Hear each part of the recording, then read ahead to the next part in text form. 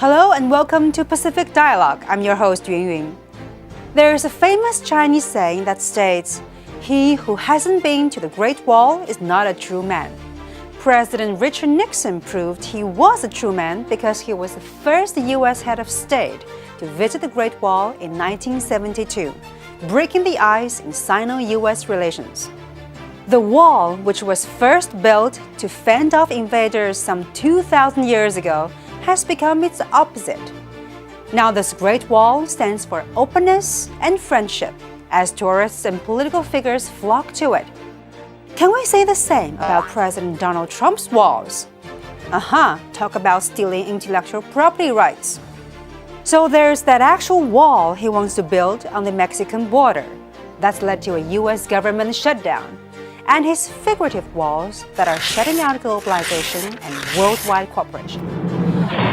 We, the Chinese, have learned our lesson.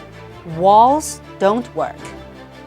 So let's get back to the things which really bond peoples together: education, tourism, and family.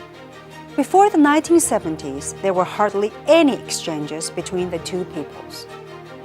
In late 1978, for the first time since the founding of the People's Republic, 52 government-funded students were sent to U.S. schools. 40 years later, some 360,000 Chinese students were studying all across the U.S. Although there are less U.S. students in China, more and more young people from the U.S. are studying at some of our top universities.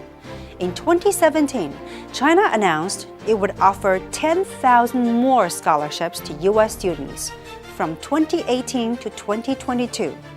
Hey, maybe President Trump's Chinese-speaking grandchildren can apply. Another key area of exchange has been tourism.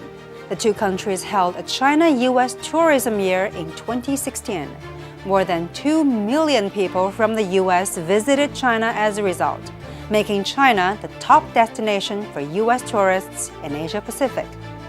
In 2016, figures showed Chinese visitors spent the most among foreign tourists in the U.S., unimaginable 40 years ago when China was a poverty-stricken nation. There have been many cultural exchanges featuring music and the arts, along with sporting events in the past 40 years. It is through these people-to-people exchanges that the two countries are getting to know each other on a human level.